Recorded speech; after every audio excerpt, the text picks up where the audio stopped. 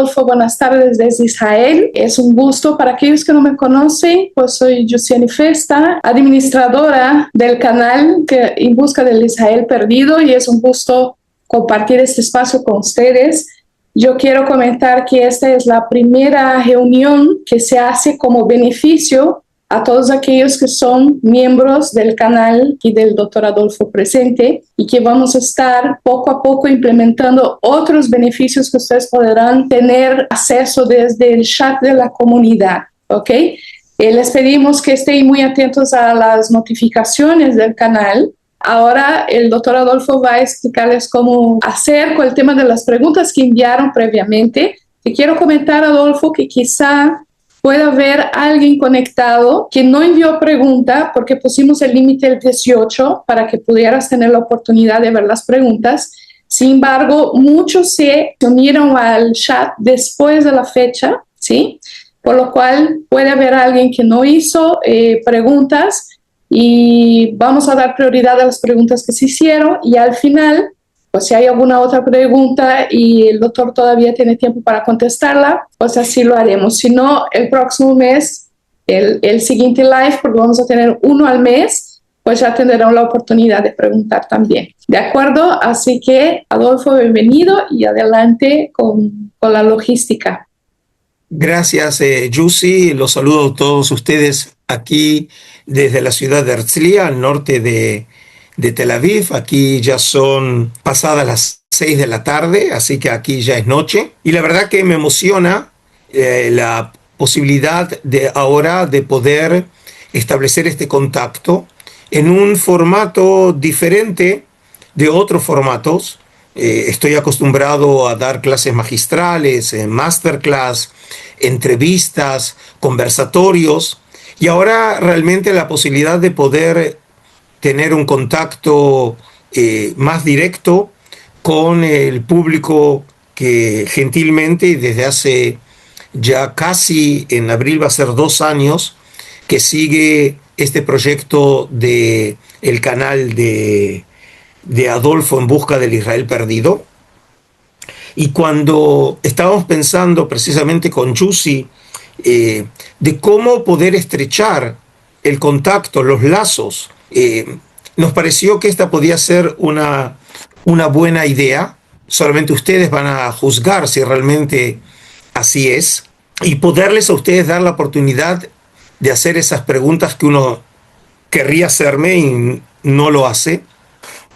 Y esto también nació porque muchas de las personas, cuando ven los distintos videos, no solo los de la membresía, sino los que son del canal abierto, me formulan preguntas, pero les confieso que si realmente yo empezara a dedicar mi tiempo a contestar todas las preguntas, no tendría tiempo de producir otros episodios. Por lo pronto eso me halaga mucho, significa que la gente no es indiferente a los materiales, pero obviamente me es imposible poder contestar a todos ellos. Entonces por eso pensamos en este formato.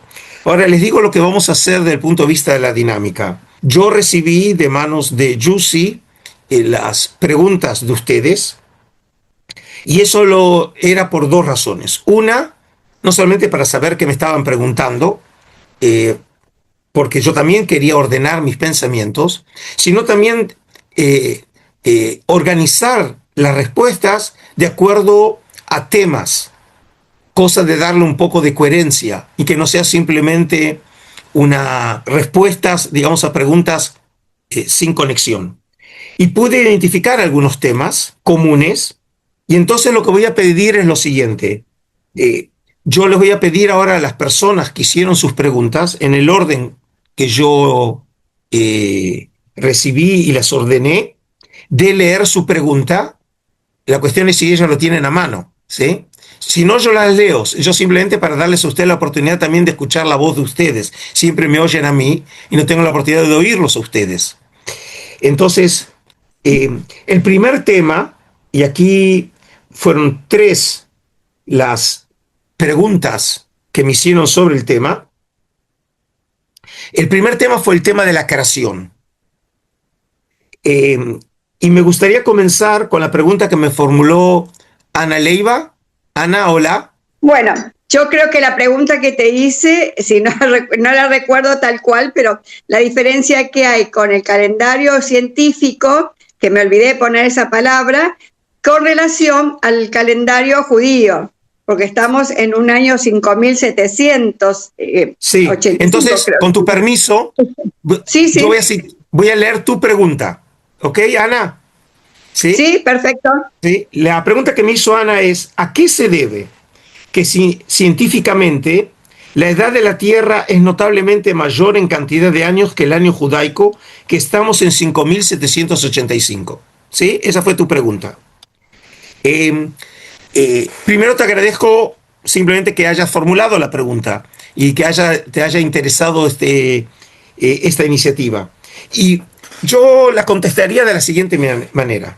Mira, la misma formulación de la pregunta muestra aquí, con todo el respeto que me mereces, y bien sabes que te tengo ese respeto, es una lectura equivocada del Pentateuco o de la Torá. Porque la pregunta supone que tendría que haber un tipo de correlación entre el año judaico, que se cuenta a partir de los años y los días según la Biblia hebrea, a la interpretación científica de lo que se llama la antigüedad o la existencia de la Tierra. Y tu pregunta apunta a algo que es muy básico, por eso lo tomo como ejemplo, ¿sí? Y es lo siguiente. El libro de la Torá, y en general vale, por supuesto, para la Biblia hebrea, no es un libro científico. Es decir, comparar la literatura científica, en este caso las teorías de carácter físico, astronómico, con la Torá, muchas veces es un recurso de rabinos o religiosos con un carácter apologético, de tratar de demostrar la verdad científica de las escrituras. Pero las escrituras son literatura religiosa. Y por lo tanto las verdades que aporta el texto son precisamente verdades de carácter religioso, no científicos. Es comparar dos temas que son categorías totalmente diferentes.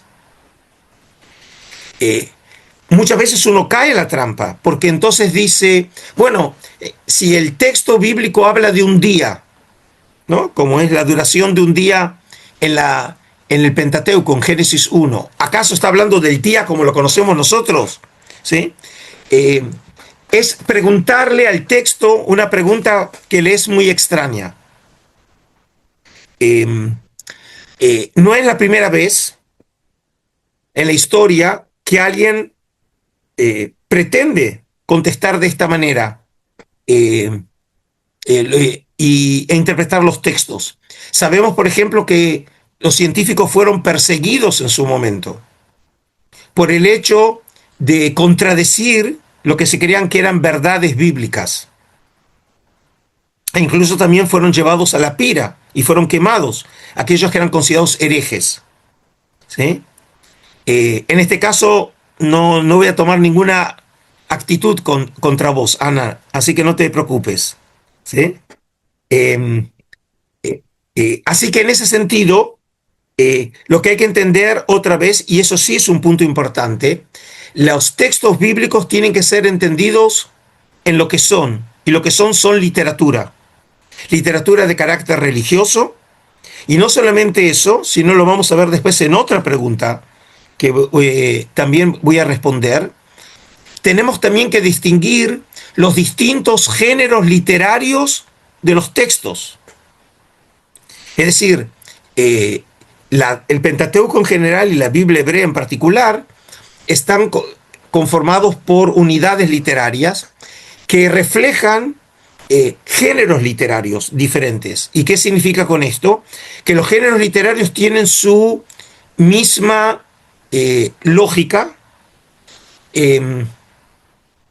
Y no tenemos que mezclar, en este caso, un género literario con otro. No lo voy a desarrollar esto porque lo vamos a ver en unos momentos más, ¿ok? Así que espero haber satisfecho tu inquietud, Ana. La próxima, aquí hay dos preguntas, tienen que ver con Mirta. Los dos temas tenían que ver con el tema de la creación. Así que, Mirta, te invito ahora a leer una de las dos preguntas, las dos son tuyas. Así que cualquiera de las dos. Sí, doctor. Bueno, si es cualquiera de las dos, elijo la segunda, que es, siendo que en el principio creó Dios los cielos y la tierra, es considerado el título del primer capítulo de Génesis, y que inmediatamente el versículo siguiente indica que la tierra era caos y confusión y oscuridad, habría una contradicción ideológica entre título y primer versículo. Dios, siendo absolutamente perfecto, al crear la tierra, la crea imperfecta, caótica y confusa. Ok. Este es el tipo de preguntas que esperaría de un teólogo, ¿sí? Y no de una jurista, ¿sí? No, pero estamos en redacción, en narración literaria. Está bien.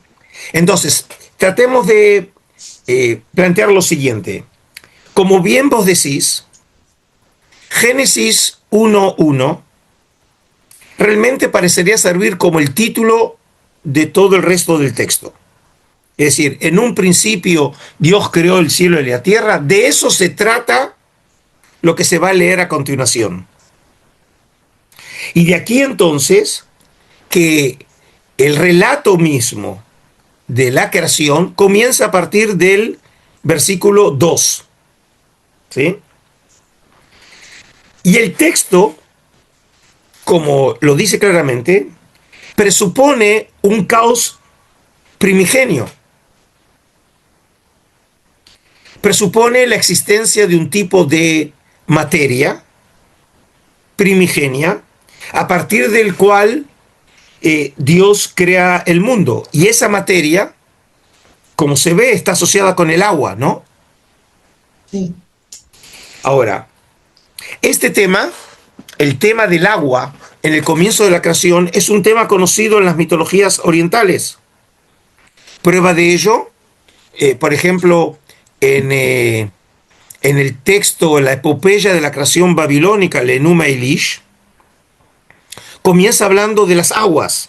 En ese caso, de los dos principios cósmicos, el principio masculino, que es el agua dulce, Apsu, y el principio femenino, que es Tiamat, que es las aguas saladas.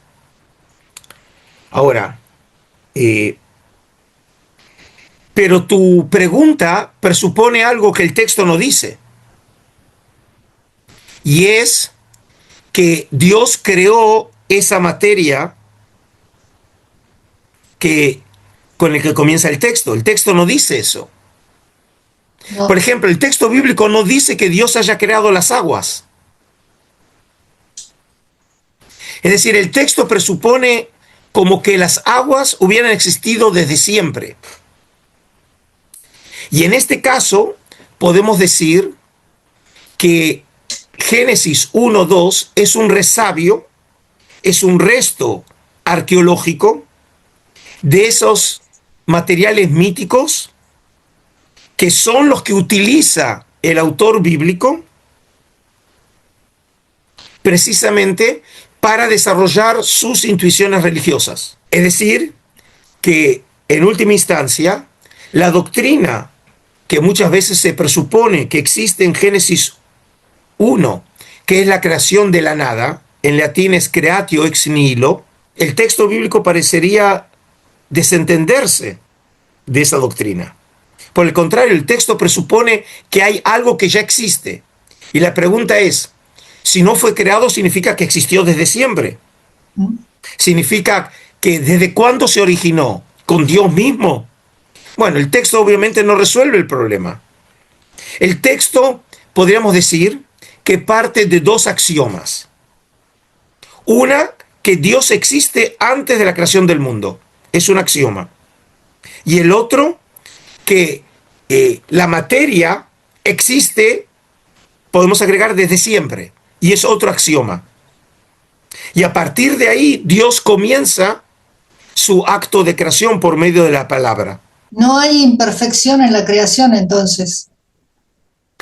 El texto no lo presupone así, y prueba de ello está que te recuerdo que de manera sistemática, al final de cada día, a excepción del segundo, Sí, siempre claro. aparece que la creación es buena, y al final dice claramente que la creación es muy buena. Muy bueno. Siempre le digo a veces a mis alumnos, le digo, como Dios no tenía una madre judía, él tenía que darse él solo el elogio, ¿sí? Es decir, que el texto presupone que la creación, que sale de las manos de Dios, es muy buena. Y esto tiene que ver con un tema que no vi que aparezca aquí en las preguntas, pero que lo he tratado, si tenés presente, en la serie de Adolfo Interpreta, sobre la entrada del mal en el mundo. Sí, Y en términos bíblicos, la imperfección, el pecado en el mundo entra por el hombre, no por Dios. por el hombre. Bien, ¿Sí? perfecto. Esa es la primera pregunta. Espero haber contestado tu inquietud. Sí, sí, claro, doctor, gracias. Y ahora tenés una segunda pregunta también que tiene Sí. que ver sobre el tema de la creación. Esa me parece que es más corta. Eso nunca me comprometo. No, Eso. sí, no, ya sé, ya sé. Algunos historiadores sostienen que Génesis 2 es un relato anterior a Génesis 1. Y la pregunta ¿es así realmente o se trataría de tradiciones contemporáneas de la época exílica y posexílica? La verdad que me pone muy contento que alumnos hagan este tipo de preguntas bien sofisticadas, ¿sí? Bueno, gracias.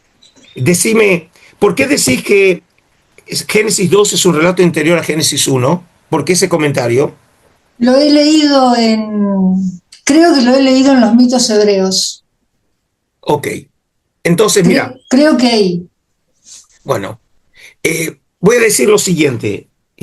Los mitos hebreos es el libro de Graves y Patay. Sí, exacto. Un libro, digamos, antiguo, muy sugestivo.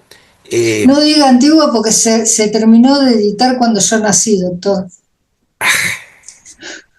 Bueno, por cierto, si no recuerdo mal, el profesor Rafael Patay fue el primer graduado en la Universidad Hebrea de Jerusalén. ¿Sí? Bueno. Ahora, lo que puedo decir es lo siguiente, mira, según los biblistas, Génesis 1 es un texto que se cree se originó en círculos sacerdotales. ¿Ok? Lo que se llama la fuente sacerdotal. Mientras que Génesis 2 es de la fuente yavista. Ahora, tradicionalmente, por eso te preguntaba dónde lo leíste, se consideraba que la fuente yavista es más antigua que la sacerdotal. Por eso vos decís que Génesis 2 es anterior de Génesis 1. Pero hoy se considera que los materiales sacerdotales también son materiales antiguos de la época bíblica y no necesariamente de la época, como vos decís, exílica o posexílica. Pero una vez dicho esto, ambos textos parecen tener influencia babilónica. Ahora, aquí hay que entender lo siguiente. Nosotros inmediatamente asociamos los materiales mesopotámicos con el exilio de Babilonia. Pero hay que tener en cuenta que el contacto con el mundo mesopotámico comenzó ya en el siglo VIII, con Asiria. No sabemos, no solamente sobre la suerte corrida por los desterrados por los asirios y llevados en transfer a Mesopotamia, cuando se hizo el intercambio de pueblos, ¿no?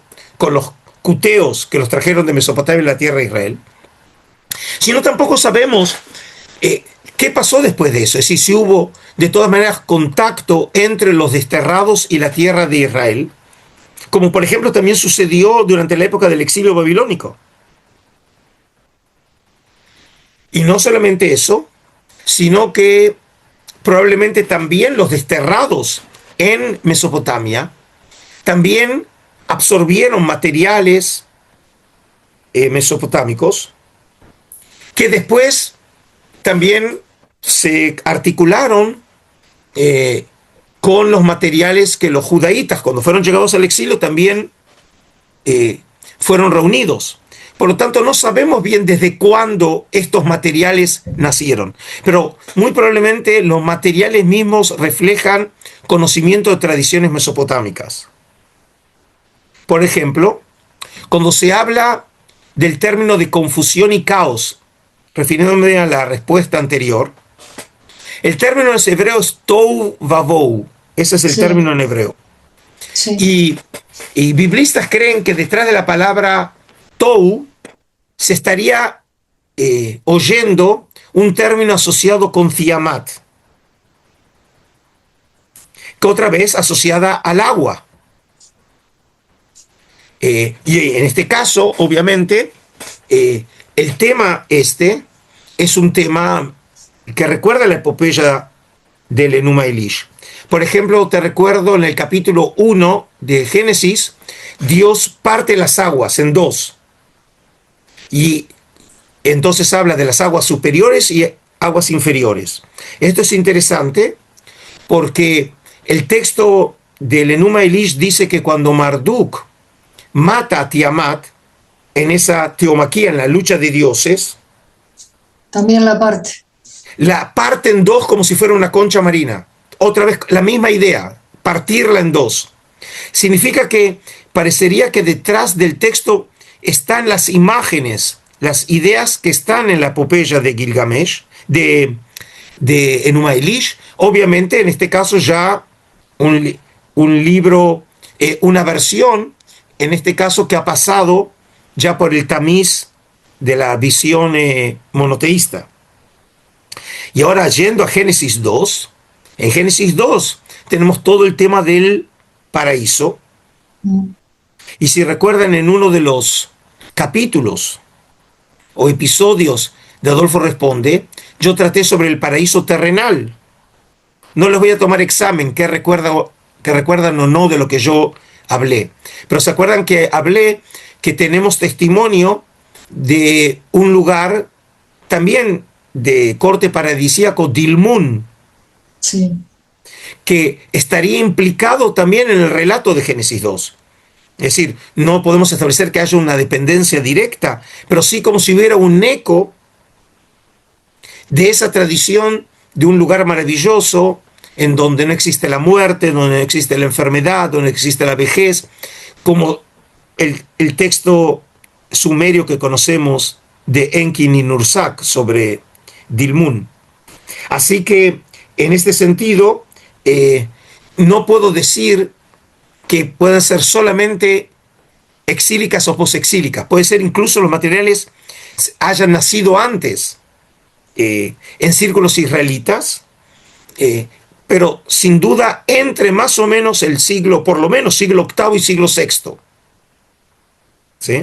Incluso porque Génesis 2 introduce la idea de Yahvé contra la de Elohim que está en Génesis 1. ¿Y qué quieres decir con eso? Que el relato de Génesis 2 parecería más, a mí me da la sensación, que parece más babilónico que Génesis 1. Lo que pasa es que los textos están escritos con un estilo literario muy diferente. El Génesis 1 muestra a un Dios trascendental, fuera del tiempo y del espacio. La prueba está que él existía antes de que hubiera espacio y antes de que hubiera creación. Mientras, si hablamos de un Dios trascendente, la imagen de un Dios trascendente en Génesis 1, Génesis 2 es de un Dios inmanente, cercano al hombre. La prueba está que Dios habla con Adán y Eva e incluso con la serpiente. Dice que Dios se pasea en el paraíso. ¿Sí? Sí. Una imagen que parece totalmente contradecir la imagen de Elohim del Génesis 1. Ahora, y aquí para terminar esto voy a decir lo siguiente. Por un lado podríamos decir, como dicen los biblistas, que estamos frente a fuentes diferentes, que fueron en algún momento de la historia redaccional del Pentateuco, fueron articuladas, combinadas, como hoy lo tenemos. Eso es lo que se llama una lectura diacrónica del texto. Pero en una lectura sincrónica del texto, es decir, tenemos que entender que el editor, cuando lo edita, en realidad él ve que los materiales se complementan. Es decir, es como si hubiera dos presentaciones o dos aspectos diferentes de ver a Dios, como un Dios trascendente y un Dios inmanente, un Dios alejado del mundo y un Dios cercano del mundo. Y él lo ve como si fueran dos aspectos diferentes de cómo evaluar la relación entre el mundo y Dios, y específicamente el de los hombres y Dios. Bien. ¿Ok? Bien. Gracias, entonces. Gracias, doctor. Bueno, ahora hay otra pregunta de Ana. Ana, veo, no sé si está todavía con nosotros. ¿Ana Leiva o Ana Ortiz? Sí. No, Ana Leiva. Ok. Sí. Ana, vos hiciste una pregunta ahora sobre el diluvio. Sí, como siempre vos nombrás que la parte del diluvio hay restos en otros países, en otros lugares de la Mesopotamia. Y mi esposo, como es chileno, me dice que también llegó a Chile porque en la cordillera de los Andes se ve fracciones de que hubo diluvio. Entonces la pregunta me fue, bueno, entonces ¿dónde estuvo el diluvio? ¿En todo el mundo o esa partecita del Medio Oriente? Bueno. Medio infantil lo mío, ¿no? Pero bueno. No, está bien, entendí. Mira, por lo pronto, primero, me imagino que cuando los antiguos escribieron estos relatos sobre el diluvio no conocían sobre Chile ni la cordillera de los Andes. ¿Sí? El tema del diluvio realmente es un tema que se origina en Mesopotamia. Y hay que tener en cuenta que el tema del diluvio presupone agua, precisamente lo que no hay en la tierra de Israel. Pero sí hay en abundancia en Mesopotamia, que por cierto, eso es lo que significa el término. Mesopotamia es un término griego que significa mesopótamos, es decir, entre ríos, es decir, entre el Éufrates y el Tigris, ¿no? Ese es el territorio. Y para sorpresa de los estudiosos, cuando empezaron las primeras excavaciones arqueológicas en el Oriente Antiguo, del Oriente Antiguo a fines del siglo XIX, se encontraron con restos de materiales escritos, como por ejemplo fue uno de los descubrimientos más espectaculares, cuando encontraron en Nínive restos de la biblioteca del rey asirio Asurbanipal. Y ahí encontraron, era la biblioteca real, no es la biblioteca en el sentido nuestro moderno, pero en esa biblioteca encontraron restos de precisamente otro texto muy importante, que es la epopeya de Gilgamesh. Y en la epopeya de Gilgamesh se habla también de un diluvio, e incluso ahí aparece un personaje equivalente al Noé bíblico, que es Utnapishtim.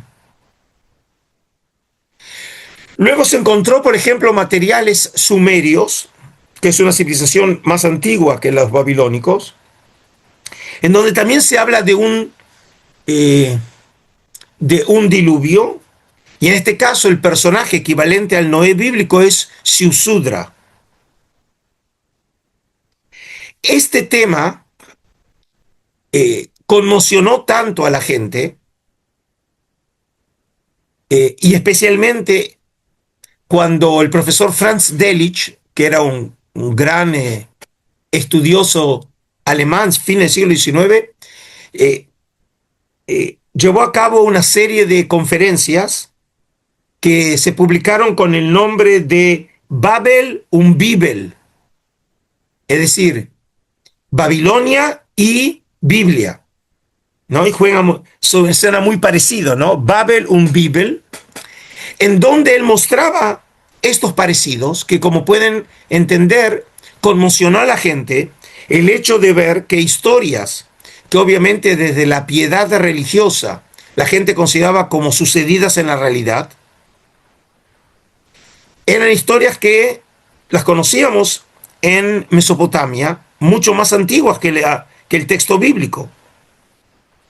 Significa que los autores bíblicos, como traté de expresarlo en la respuesta a Mirta, los autores bíblicos conocen otros textos, otras tradiciones, no sabemos cómo, pero las conocen, y ellos dialogan y polemizan con esas tradiciones.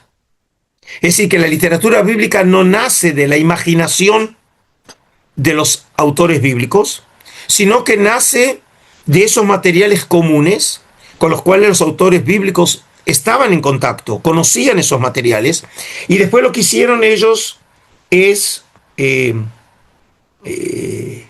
resignificarlos en función de sus intuiciones religiosas. Ahora, este tema también del diluvio aparece en otras civilizaciones. No conozco específicamente de Chile, pero sé, por ejemplo, que aparece registrado, por ejemplo, en escritos de los misioneros y conquistadores que llegaron al continente americano y recogían estas tradiciones de los primitivos. Pero en este caso tengo que hacer una salvedad metodológica, y es, recuerden que los primitivos también ellos pasaron el proceso de misión y ellos fueron influidos por las historias bíblicas. Por lo tanto, cuando parecería ser que ellos cuentan historias, las cuentan como si fueran en un tono bíblico, si no es porque ya sus tradiciones las trataron de adaptar a las tradiciones de la Biblia hebrea. Y mucho menos que haya existido un diluvio universal. Es decir, para terminar este tema, aparentemente hubo, según muestran las excavaciones que se hizo en Mesopotamia, incluso, por ejemplo, en la zona de Crimea se hicieron prospecciones mostrando que parece haber habido realmente un tipo de cataclismo regional muy grande, lo que llamamos un tipo de inundación. Por ejemplo, me acuerdo haber leído en la zona de Crimea, encontraron bajo las aguas restos de población que alguna vez estuvo sobre tierra. Es decir, que obviamente los textos mitológicos parecerían ser un eco lejano de una verdadera catástrofe regional, pero que a los ojos de los autores de la época fue una catástrofe cósmica, ¿sí? Que todo el mundo fue cubierto por las aguas. Y otra vez, en este caso, hay que distinguir entre literatura y realidad, sea histórica o en este caso, realidad geológica. ¿Ok, Ana? Ok. Bueno, pero precisamente este es el objetivo de estos encuentros. Es decir, afinar un poco la manera en que ustedes leen los textos y mostrarles otras alternativas. Por supuesto, ustedes están libres de decidir leer como quieran los textos y de creer lo que ustedes quieran de los textos. Lo único que humildemente quiero mostrarles es que hay otras opciones de leer los textos bíblicos. Adolfo, ahora, un momento, por favor. Veo que sí. tiene la mano levantada. Quería comentar, Moisés entró, creo que recién hoy al chat, ¿verdad? Y no está al tanto de la logística. Entonces, ya tenemos un par de días con el chat, la gente envió sus preguntas y Adolfo está ahora contestando las preguntas que fueron enviadas previamente. Vamos a seguir un orden y ya al final, si todavía nos queda el tiempecito para hacer preguntas, con mucho gusto te damos la palabra, ¿te parece? Sí, Si me quedan sí, fuerzas. Ingresé tarde. Yo solo quería hacer una aportación de esto de la cordillera de los Andes. Yo vivo en Chile y lo que pasa acá, uno sube de Santiago, sube muy fácilmente a la cordillera y lo que se encuentra son fósiles marinos, caracoles, esas cosas en medio de las montañas, de las rocas ahí de las montañas. Eso es como muy común encontrarlo, entonces Sí, pero siempre se relaciona con el diluvio. Pero Moisés, en este caso, conozco lo que decís, pero en este caso no tiene que ver con ese fenómeno, sino con otro. Recuerden que el mundo no era como lo conocemos nosotros hoy, y por lo tanto zonas que hoy lo vemos como montañas, ¿no? Y la cordillera estuvieron todo cubierto por agua, no por una inundación, era porque realmente buena parte del globo era agua, y luego hubo movimientos tectónicos de tierras que subieron y otras que se hundieron, y tiene que ver con eso, ¿sí? Sí, no, sí, yo lo tenía claro, pero es como la señora Ana dijo No, que su esposa perfecto. y todo, dije yo, Sí. de ahí viene un poco. Por supuesto, ¿sí? Lo que tratamos es un poco de distinguir los temas y que las preguntas cada una entienda. Por eso dije, hay fenómenos de carácter geológico, hay otros fenómenos de carácter histórico. Probablemente detrás del diluvio hay un eco de algo que sucedió, una cierta catástrofe que sucedió en la antigüedad y que fue recordada, preservada en la memoria colectiva como una gran catástrofe, y luego fue reutilizado este tema con fines o propósitos diversos por los distintos pueblos. Eso es todo. Ahora entonces pasamos a un nuevo tema, y como ven los ordené también del punto de vista temático, de acuerdo al orden bíblico, en este caso, que tiene que ver con el tema del tabernáculo. Y aquí está conectado el reverendo Miguel Ángel. Lo veo que sí, ¿no? Miguel. Sí, Miguel, si puede, por favor, abrir su audio. Hola, Miguel. No se oye, ¿no? No, quizá tenga que ver está con audífonos, no sé si conectó.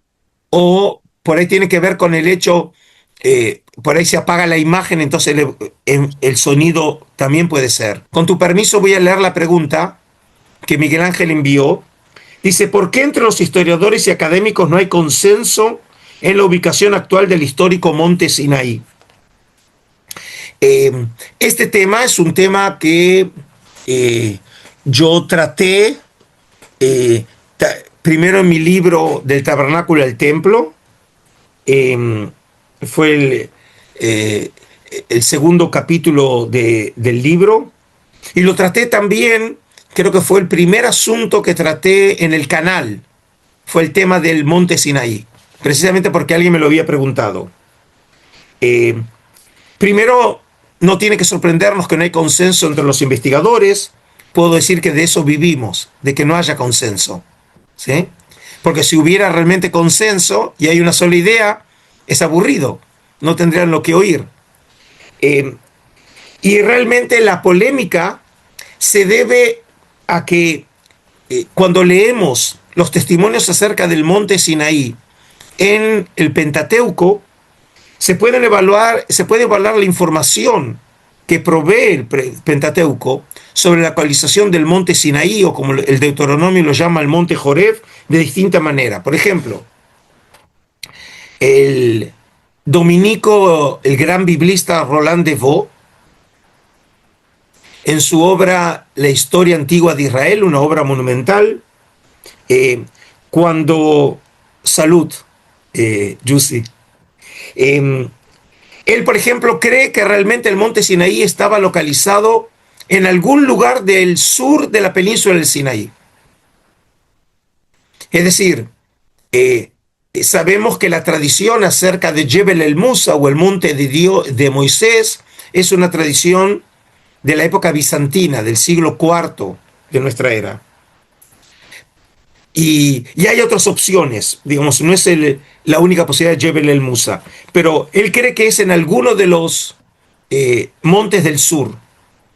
Mientras, por ejemplo, y lo mencioné en su momento en mi libro también, un profesor italiano, Anati, está convencido que el monte Sinaí es el monte Carcom, no muy lejos de Kadesh Barnea, lo que sería en el centro de la península del Sinaí, ¿sí? Pero no donde nosotros nos acostumbramos ahí localizar.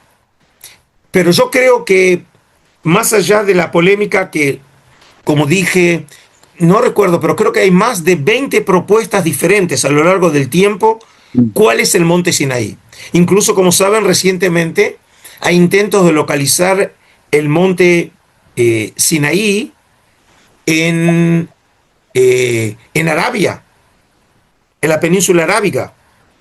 Y algunos, por ejemplo, ven un eco de esa tradición en Gálatas, en la epístola de Pablo, cuando habla de Agar en su alegoría y alude precisamente al Sinaí en Arabia. Pero en lo particular, como dije, no tengo una respuesta inteligente. Yo conozco lo que escribieron los distintos autores, pero como dije, cada uno interpreta de otra manera los datos bíblicos. Yo creo que una pregunta no menos importante a formular es por qué se olvidó Israel de la ubicación exacta de la localización. Es decir, a nadie se le ocurriría pensar que los griegos no sepan dónde está localizado el monte Olimpo, o que los japoneses no sepan cuál es el monte Fuji. Mientras que Israel, el lugar más sagrado en la historia de la civilización de Israel, que es el monte Sinaí, en donde Dios le otorga a los pies a Israel, le otorga los 10 mandamientos. En el único lugar en la historia que Dios le habló al pueblo de Israel. Es decir, el pueblo oyó la voz de Dios. Es la única oportunidad en toda la historia sagrada que se habla que Dios le habla al pueblo, no a individuos elegidos. Es en el monte Sinaí. Y la pregunta es entonces, ¿cómo puede ser que Dios se haya olvidado, que el pueblo de Israel se haya olvidado del lugar de ese lugar, ¿no? Del sitio donde está localizado el monte Sinaí? Y como yo lo sugerí en su momento, creo que el problema de la localización del monte Sinaí y el olvido, entre comillas, tiene que ver con una posición ideológica de la religión de Israel de cómo evaluar los espacios sagrados. Y probablemente tenga que ver con una idea de cómo se fue desarrollando este concepto de monte sagrado en Israel. Y yo soy de aquellos que considera que probablemente el olvido, entre comillas, del monte Sinaí tiene que ver con la aparición en la historia de Israel de otro monte que lo vino a reemplazar, que es el monte Sión, en la tierra de Israel, donde se construyó el templo de Salomón. ¿Perdón? El tabernáculo de Sión. No, el templo. El templo. El templo, a donde se llegó, se trajo el tabernáculo, ¿sí? Y no debe ser casualidad, lo dije en mi libro, pero se los vuelvo a repetir, no debe ser casualidad que según la tradición bíblica, la última persona que conoce sobre la localización del monte Sinaí o monte Joreb es el profeta Elías. Y Elías es un personaje del siglo IX, precisamente cuando están naciendo las tradiciones acerca del monte Sión como lugar santo de Israel. Y creo que es en esa manera que tenemos que ver la complejidad de la cuestión del monte Sinaí frente al monte Sión. Gracias, Miguel Ángel, por tu pregunta. Ahora hay otra pregunta que tiene que ver con el tabernáculo, que lo hizo Iván. Iván yo lo vi antes comunicado. Sí, buenas tardes, Adolfo. Buenos días al resto. No sé si me escucháis bien. Para mí es una buena oportunidad de conocerlos. Ahora ustedes no tienen solamente un nombre, tienen un rostro y tienen voz. Sí, Sí, Iván. sí, bueno, primero hice una presuposición incorrecta sobre las preguntas. Vi que estabais con el ciclo del tabernáculo al templo en YouTube y la pregunta la hice lo más relacionada posible a ese ciclo. No, está bien.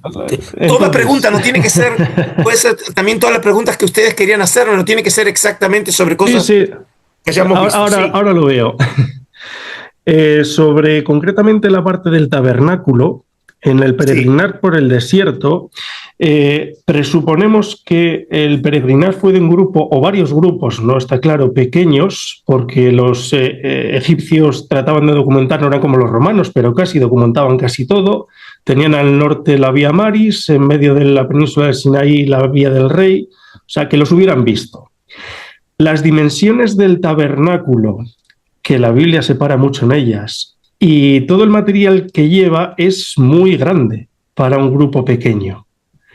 ¿Es posible que esté sobredimensionado por alguna razón que desconozco, que se haya sobredimensionado en el exilio babilónico, que sea un tabernáculo fijo más que móvil, que se haya movido muy pocas veces? Ok. Mira, cuando leí tu pregunta, traté de entender un poco tu razonamiento que te llevó a formular la pregunta. Y yo diría lo siguiente, tu pregunta, con todo el respeto, Iván, es válida en un mundo real. Entonces decís, yo leo la historia y quiero entender cómo esto es posible. ¿Sí?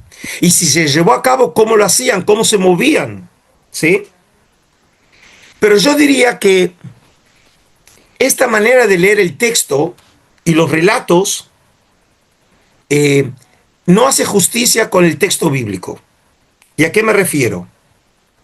El texto bíblico no se fija en esas nimiedades, yo le diría nimiedades entre comillas, del cómo o cuándo.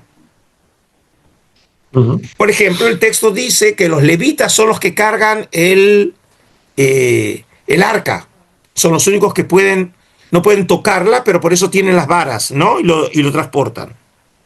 No nos dice cómo transportan la otra cantidad de materiales, pero tu estilo de pregunta, que es legítimo, yo entiendo, que trata de leer literalmente, entender la historia y preguntarse cómo, es, por ejemplo, cuando estaba preparando mi respuesta de hoy, dije, es como preguntar después de leer el libro de las fábulas de Esopo, ¿cómo puede ser que los animales hablen? ¿No? Me imagino que si ustedes lo leyeron, nunca van a hacer esa pregunta. ¿Por qué? Porque todos entendemos que son fábulas. Y en el mundo de las fábulas, los animales pueden hablar. Por cierto, no sé si en los países de ustedes, pero en Israel tenemos también políticos que hablan, ¿sí? Y también no está muy lejos de los animales, ¿sí? Entonces, pero esas preguntas no son propias para hacerle el propio texto bíblico. Es decir, el texto bíblico no nos explica lo que vos decís. Las preguntas, digamos, como dije, en un mundo real, es cierto, cómo lo hacen, cómo se mueven, ¿sí? Nos dicen, por ejemplo, que están deambulando durante 40 años. ¿Acaso, por ejemplo, con el maná que cae del cielo y con las codornices, con eso se puede alimentar el pueblo durante tantos años? No es la pregunta. El texto cuenta o trata de responder de alguna manera a ciertas preguntas, pero no podemos tomarlas de manera literal. Pero por el otro lado, que tiene que ver de alguna manera con tu pregunta, Asun, todavía Asun. Sí, es María Asunción. Ah, María Asunción. Sí. Ok. ¿Puedes abrir tu micrófono, María? O si no, puedo leer su pregunta, si quieren. Yo creo que sí, porque no logra ver el micrófono. Entonces María Asunción me preguntó, ¿cómo durante el Éxodo obtuvieron oro en el desierto para hacer un arca? ¿Sí? Entonces, en este caso, y a diferencia de lo que recién le acabo de contestar a Iván, la propia Biblia hebrea, el Pentateuco, contesta la pregunta.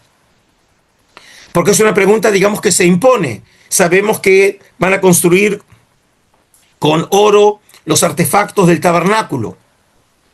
¿Y de dónde sacaron oro en la mitad del desierto? En este caso, el texto bíblico contesta la pregunta. Entonces, María Asunción, en Éxodo 12, versículos 35 y 36, el texto reza así: los israelitas hicieron lo que les dijo Moisés.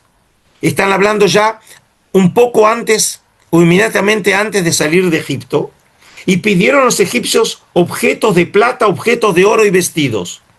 Yahvé hizo que el pueblo se ganara el favor de los egipcios, los cuales se los prestaron y así despojaron a los egipcios. Es decir, el texto bíblico responde a la pregunta: ¿de dónde viene ese dinero, esa plata y oro? De los egipcios. Es decir, que se imaginan ahora a Israel, sale a las apuradas de Egipto y mientras tanto se lleva todo el tesoro, ¿sí?, de Egipto. Otra vez, ¿cómo los llevaban? Los llevaban en burros, en carretas. El texto realmente no explica todo eso. Obviamente que si nosotros tuviéramos que producir la película de los 10 mandamientos, tenemos que hacerlo de alguna manera.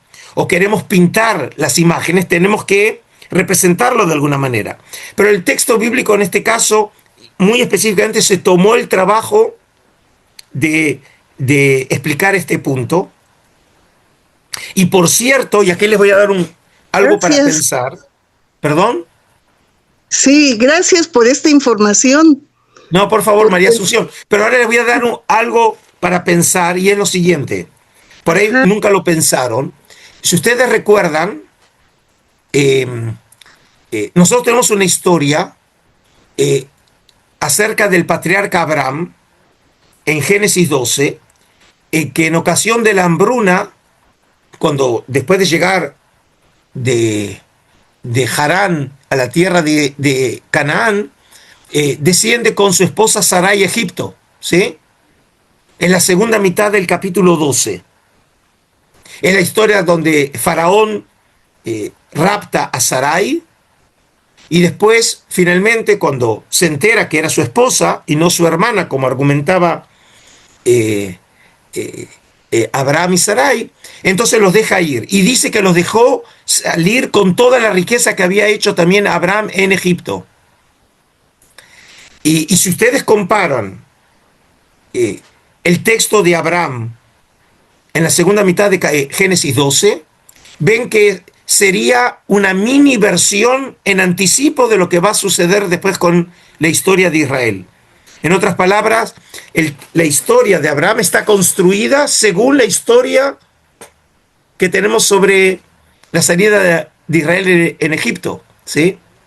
Y esto ya lo habían visto los sabios de la época medieval, los judíos, que dice, en hebreo el dicho es Maaseh Avot Siman Levanim, es decir, los hechos de los padres son como señal o anticipo para los hijos. Y este es un paradigma, que podemos decir es un recurso literario que utilizan los autores bíblicos para ordenar los textos y crear articulación o relación intertextual entre historias, ¿sí? Y entonces, como Abraham salió con la riqueza de Egipto, también los israelitas salen con riqueza de Egipto. ¿Ok? Gracias, María Asunción, por tu pregunta. Espero haber solucionado tu inquietud. Y ahora, el último tema tiene que ver, dos temas asociados con la figura de David. La primera es la de Ana Soledad. Hola, sí, acá. Ah, ¿vos sos Ana Soledad? Ortiz Levi, sí. Ah, bueno, yo solamente estaba con... Ok. No entonces, sé, te dijiste los dos nombres, nunca me dicen Soledad, profesor, entonces aclaré todo ya. Bueno, de nuevo un gusto. Sí, un gusto, profesor. Vos hiciste una pregunta. Sí, yo pregunté una pregunta corta y sencilla. No, el problema no es con la pregunta corta, el problema es con la respuesta La mía. respuesta, no sé. Pero bueno, por lo menos lo que se puede decir de manera compacta, si hay un núcleo, o si podemos hablar de un núcleo histórico en la figura del rey David. Ok, sí. Entonces, mira, la figura del rey David, por supuesto, es un tema muy discutido en la literatura. En general, entra dentro de esa categoría de qué hay de historia verdadera detrás de las historias bíblicas. Y de ahí viene tu pregunta, si acaso detrás de la figura de David tenemos un núcleo histórico. Y te voy a traer dos elementos que podrían indicar que podría haber algún tipo de núcleo o eco muy lejano de historia.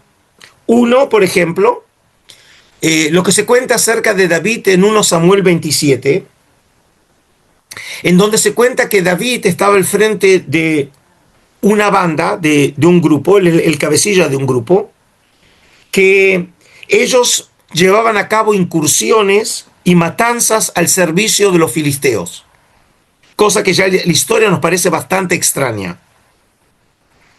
Y en este caso, por ejemplo, algunos creen que detrás de esta historia habría algo que nosotros conocemos de esos años, que era lo que se llama el grupo de los Apirus. Entonces, estos Apirus, como aparecen por ejemplo mencionados en las cartas de Tel el Amarna, eran un grupo de nómades o semi-nómades que eran grupos de rebeldes, eran mercenarios, eran asaltantes, podían ser sirvientes, podían ser esclavos, ¿sí? Y parecería ser que David podría ser el cabecilla de un grupo parecido a esos, a Apirus, ¿sí? Ahora, la gran pregunta, si así fue el histórico David, ¿cómo después lo encontramos como rey de Israel? Bueno, eso ya es otra historia. Vemos cómo acá las tradiciones van creciendo. Eso es un punto. El otro punto, que podría haber algo o un núcleo histórico, tiene que ver con un hallazgo arqueológico muy importante en la década de 90 en el norte de Israel, en Tel Dan, que es la inscripción de Tel Dan. Esta es una inscripción en arameo del siglo IX que fue hallado in situ por el profesor Abraham Biran. Es decir, no es una inscripción que nos llegó por medio de comerciantes de antigüedades, ¿no? Acá fue encontrado in situ, pero en un uso secundario, que era una inscripción en la que, según se cree, había sido escrita en nombre del rey Hazael, el rey de Siria, que se alardeaba que había matado al rey de Israel y al rey de Judea. Y cuando habla del rey de Judá, dice de la casa de David. En hebreo es Beit David. Y esto fue realmente revolucionario, porque eso significa que para el siglo IX, el rey de Judá se lo veía como descendiente de una dinastía, que el primero de esa dinastía era David. Ahora, ¿acaso eso significa que el David que nosotros conocemos con Betsabé o el David de Goliat, ¿sí?, es este David? No, son dos cosas diferentes. Es decir, lo que podría ser que sí hubo una figura que en algún momento llegó a convertirse incluso en rey de lo que llamamos la ciudad de Jerusalén, que la tradición bíblica le atribuye a David la conquista de la ciudad jebusea y la transforma en capital del reino. Y después viene toda la polémica con los arqueólogos si realmente existió ese reino, si realmente Jerusalén, cuál era el tamaño de ese reino. Pero lo que podríamos decir es que no desecho la posibilidad que detrás de la figura de David bíblico exista un eco muy lejano que a veces tenemos que hurgar en los textos bíblicos para encontrar algún tipo de historicidad. Sí, profesor, yo me refería justamente al descubrimiento in situ en los años 90, porque independientemente del relato, de los relatos bíblicos, aparece la casa de David, ¿no? Entonces eso me generó la pregunta. Muchas gracias. La pregunta es legítima y la verdad que sigue siendo, mira, por lo pronto es uno de los descubrimientos arqueológicos más sensacionales de la tierra de Israel. Sí, yo como antropóloga la verdad es que sigo bastante, digamos, no solamente... Bueno. Decime, ¿estuviste en la tierra ¿visitaste Israel? No, todavía no tengo plata. Así te lo digo. Bueno, yo creo que muchos de los que estamos acá podríamos afirmar lo mismo, ¿sí? Igual quiero ir, o sea, bueno, hace mucho que quiero ir. Bueno, espero que por ahí en un futuro viaje que podamos organizar, ¿no, Yusi? De alguno de los proyectos cuando toda la situación aquí en el Oriente Medio se calme. Y esperemos que así sea. Por cierto, la inscripción original se encuentra en exhibición en el Museo de Israel. Buenísimo. Así que ahí está el original. Quédate, Ana, porque prontito vamos a tener algo. Si no lo hemos hecho todavía es por la cuestión que está sucediendo justamente en Israel. Es muy peligroso que hagamos algo. Yusi, vos tampoco estuviste en Israel. No, tampoco. Así También que tenemos bastantes personas. Mirta tampoco estuvo en Israel. ¿Sí? Así que ya tenemos acá un grupo, ¿sí? Potencialmente de viajeros. Y por cierto, les puedo decir que estar frente a la inscripción de Tel Dan es como, para los que somos estudiosos de la Biblia hebrea y nos gustan estos temas, es como estar frente a la Mona Lisa en el Louvre. ¿Sí? Sí, yo lo es la emoción de ver el original. ¿Perdón? Como antropóloga lo pienso y me emociono. Yo... También, con razón. Bueno, familiar, ¿no? Etcétera. No, por supuesto, lo entiendo. Y ahora... Yo llegando a Israel en el avión, Adolfo. ¿Cómo? Yo cuando llegué a Israel en el avión, ya estaba por pisar la pista el avión y ya estaba llorando, porque no podía creer que estaban llegando a Israel. Era algo máximo. No. Por supuesto. Es algo maravilloso. Por supuesto que sí, si Dios quiere... Vamos a pasar, en Israel tenemos un dicho, si pasamos a Faraón, vamos a pasar esta también, ¿sí? Ay, sí. Entonces, como saben, todos siguen las noticias, estamos en días muy tensos acá en Israel, y por supuesto todos esperando lo que una persona en la tierra decida hacer, ¿sí? Lo que Trump decida, pero bueno, pero tenemos que ser optimistas que vamos a pasar esta situación.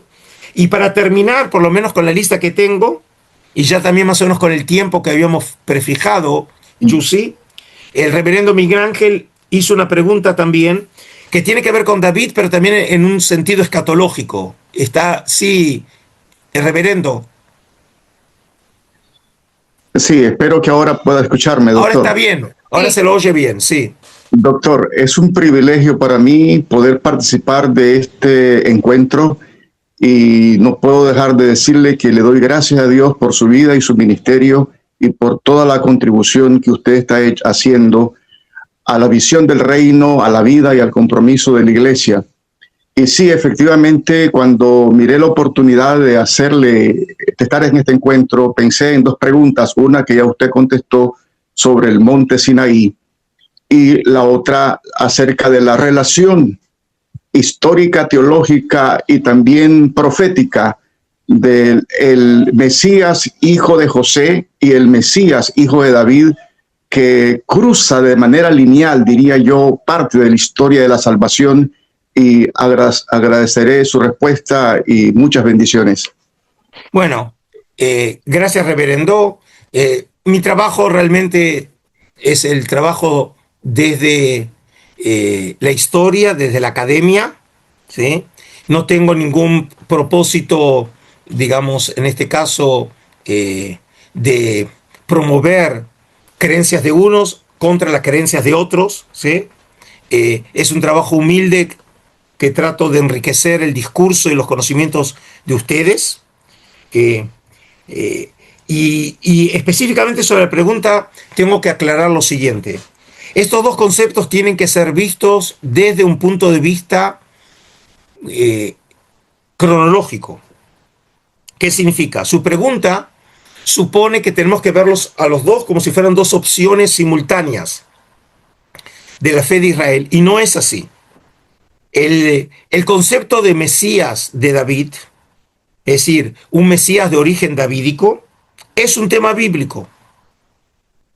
Les recuerdo que por primera vez en las fuentes es el profeta Isaías, el profeta del siglo VIII antes de nuestra era, es decir, la época de los asirios, en un contexto histórico determinado, en el que el profeta habla de un futuro descendiente de la casa de David, que por cierto no es llamado Mesías.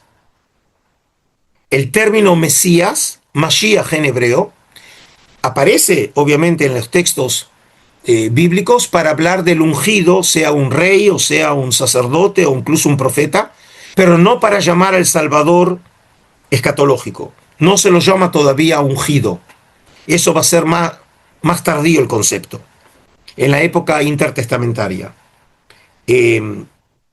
Mientras que el concepto hijo de Yosef, ¿sí? Mesías ben Yosef, el Mesías hijo de Yosef, es un tema que aparece en la literatura talmúdica.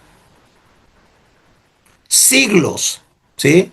Algo así como, podemos decir, unos 1300 años de diferencia. No tiene ninguna relación histórica.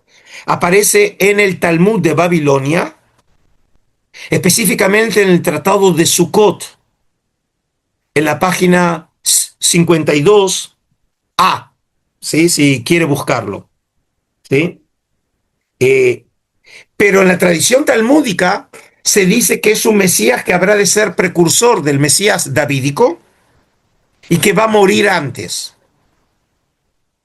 Ahora, esto es interesante porque la pregunta es, yo en lo particular no he investigado el tema específico, pero de mis lecturas puedo compartir la siguiente reflexión. Interesante que aquí se habla de un Mesías que va a morir y que además es un Mesías hijo de José, porque la tradición cristiana habla de otro que es hijo de José y es Jesús, que por los cristianos es visto como el Mesías esperado y que muere. Y entonces la pregunta es, ¿acaso detrás de la tradición talmúdica habría un eco lejano de tratar de articular esta fe acerca del Mesías de los cristianos y judaizar esa idea y colocarlo dentro de las esperanzas escatológicas judías? Es una posibilidad interesante, ¿no?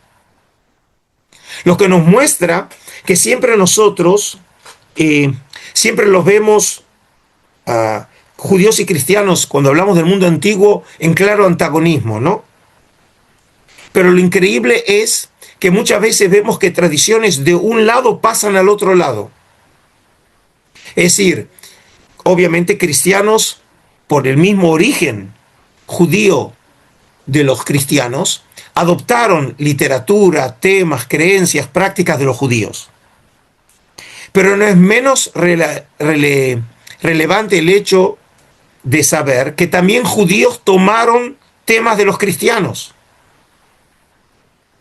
Y puede ser, solamente como una hipótesis de trabajo, que detrás de la tradición del Mesías, hijo de Yosef, se escondería por ahí un ejemplo con esta idea, ¿no?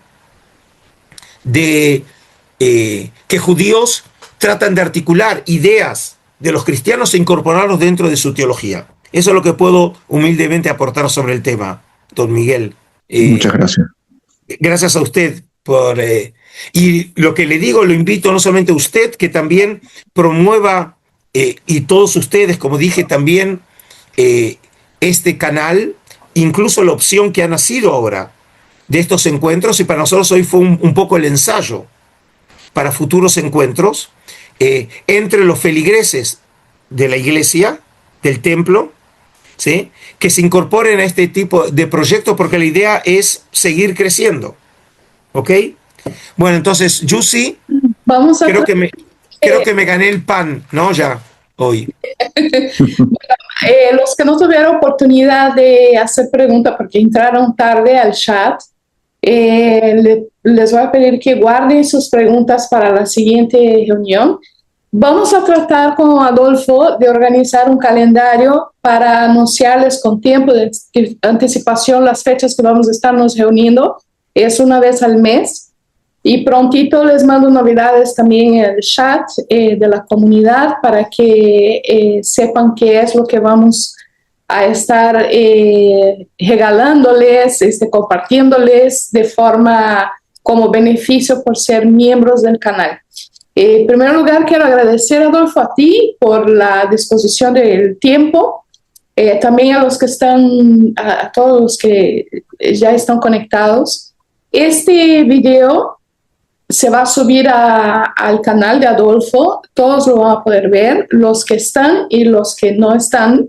Se va a publicar en el canal abierto para justamente dar la oportunidad de que los que no hacen parte de la membresía sepan que una vez al mes nos estamos reuniendo.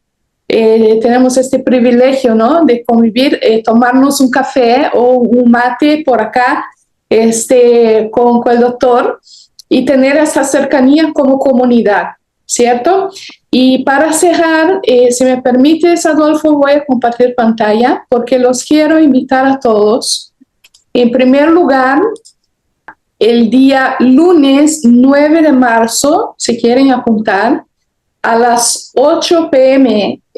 Hora de Ciudad de México, vamos a transmitir en vivo en el canal de Adolfo. No es necesario que les envíe ningún link ni nada por el estilo. Este día, este horario, repito, 9 de marzo, 8 p.m., hora de Ciudad de México. Cada quien tiene que calcular el horario de su país.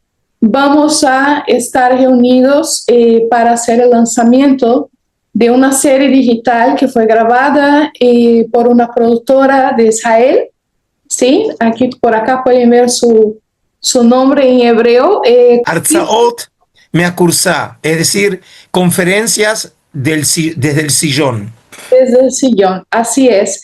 Es una serie digital producida, hecha 100%, ahora sí que israelí, por el doctor Adolfo aquí presente. Y si me permite, incluso les puedo poner, Adolfo, el videíto es...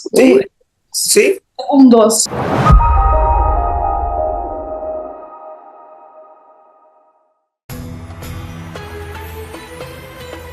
Estamos aquí en Qumran y por detrás mío la cueva número 4, donde una buena parte de los rollos del Mar Muerto fueron hallados. Yo soy el doctor Adolfo Reutemann, curator emérito de los rollos del Mar Muerto en el Museo de Israel en Jerusalén. ¿Qué son los rollos del Mar Muerto? ¿Por qué generaciones de estudiosos se interesan, investigan y tratan de descubrir los secretos de esos manuscritos antiguos? Que entre ellos se encontraron los manuscritos bíblicos más antiguos del mundo. En esta serie sobre los rollos del Mar Muerto y los orígenes del cristianismo, estudiaremos sobre los hombres, sobre la vida, sobre las creencias, sobre las ideas de los judíos hace 2000 años atrás en la tierra de Israel. Y entre ellos, Juan el Bautista, Jesús, Pablo y los miembros de la Iglesia de Jerusalén. Todos los detalles los encontrarán aquí en esta página. Disfruten de la serie.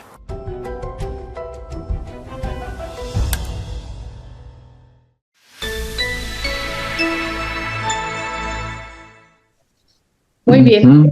Esta es la primera invitación que queremos hacer. El lanzamiento todos lo podrán hacer en vivo desde el canal de Adolfo.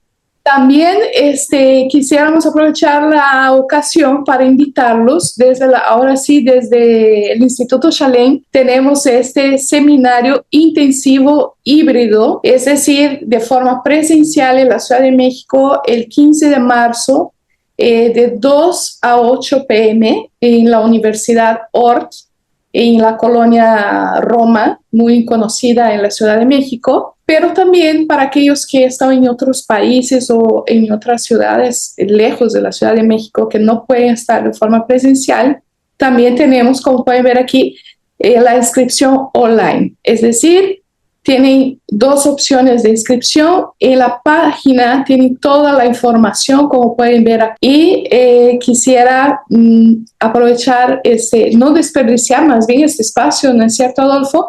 Acabamos de realizar también una entrevista dando detalles del seminario y los invito a todos a que puedan unirse porque realmente va a ser una fecha muy significativa cerca de la Pascua cristiana y también de la Pascua judía. ¿No es cierto, Adolfo? Bueno, así fue pensado cuando estuve planeando la visita a México y vimos en el calendario que estábamos próximos precisamente a las Pascuas de judíos y cristianos. Pensé qué tema podría ser de interés común y por supuesto se imponía que fuera sobre la figura de Jesús y precisamente poder en este encuentro de judíos y cristianos pasar del Jesús de la historia, que es un Jesús judío, al Jesús de la cruz, que ya es un Jesús universal, que va mucho más allá de los límites del pueblo de Israel. Y me pareció que realmente qué mejor hacerlo en un lugar tan querido para mí, otra patria, ¿sí? Junto con Argentina e Israel, que es ya México, de hacerlo ahí. Y así entonces vamos a hacer en el formato de un masterclass, de un seminario intensivo, con la idea realmente de poder, en la medida de lo posible, de comprimir muchos temas. Obviamente no se puede agotar, pero poderlo ver de una manera así estructurada con problemas metodológicos, temas arqueológicos, temas teológicos, literarios, tratar un poco de ver la complejidad, la riqueza de una figura tan fascinante como Jesús. Así es. Bueno, es como si fueran dos masterclass en realidad, porque el seminario va a tener una duración de 6 horas. Obviamente con un break, con un coffee break para los que estén presencialmente y nos va a poder acompañar. Los que estén online también van a tener su periodo de break para poder tomar un descanso, ¿no, Adolfo? Tal cual. Quedan todos cordialmente invitados, espero que los puedan acompañar. Y si tienen preguntas, alguna duda, por medio del chat ya está abierto nuevamente. Después les voy a poner el link tanto del canal de YouTube, que vamos a tener la transmisión para todos ustedes el 9 de marzo, y después también el link de la página del Instituto Shalem, donde pueden ver toda la información del seminario. Entonces, me despido de ustedes, les deseo a ustedes que tengan un buen fin de semana, que Dios nos proteja a todos, eso siempre vale para cualquier semana, y si Dios quiere nos volveremos a encontrar en alguno de estos eventos, y más específicamente en un próximo encuentro live del canal de Adolfo. Así que muchísimas gracias y saludos desde Israel.